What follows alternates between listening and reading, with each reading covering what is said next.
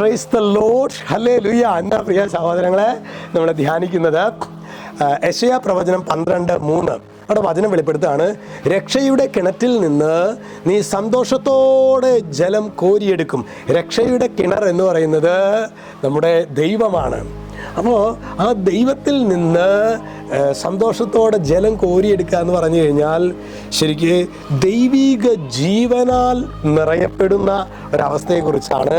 അങ്ങനെ ഒരു അവസ്ഥ നമ്മുടെ ജീവിതത്തിൽ സംഭവിക്കും. അതാണ് കോരിയെടുക്കും. ഫ്യൂച്ചറിലാണ്, ഫ്യൂച്ചർ ടെൻസിലാണ് അത് പറയുന്നത്. നമ്മുടെ ജീവിതത്തിൽ പ്രിയ സഹോദരങ്ങളെ, ഈ ഒരു രക്ഷയുടെ കിണറ്റിൽ നിന്ന് ജലം കോരിയെടുക്കാനുള്ള ശ്രമങ്ങളാണ് ഈ അനുദിന ജീവിതത്തിൽ നമ്മൾ നടത്തിക്കൊണ്ടിരിക്കുന്നത്.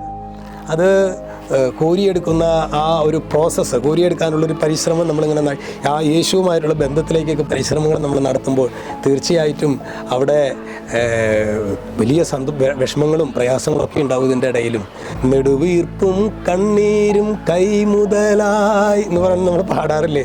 അപ്പോൾ ഈ ആനന്ദത്തിൻ്റെ ജലാശയത്തിൽ നിന്ന് വെള്ളം കോരിയെടുക്കാനുള്ള പരിശ്രമം, അതായത് രക്ഷകനായ യേശുവിനെ നമ്മുടെ ജീവിതത്തിലേക്ക് സ്വീകരിക്കാനുള്ള പരിശ്രമത്തിൽ കണ്ണുനീരുണ്ടാകും, പ്രയാസങ്ങളുണ്ടാകും, പിശാച് പല രീതിയിലുള്ള ബ്ലോക്കുകൾ സൃഷ്ടിക്കും. നമ്മൾ പ്രിയ സഹോദരങ്ങളെ, നമ്മൾ ഭയചകിതരാകരുത്.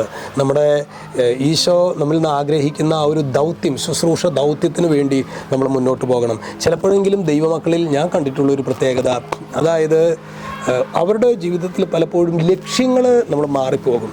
ആവശ്യമില്ലാത്ത വഴക്കിനും വക്കാണത്തിനൊക്കെ നമ്മൾ ധാരാളം സമയം കണ്ടെത്തുന്നു.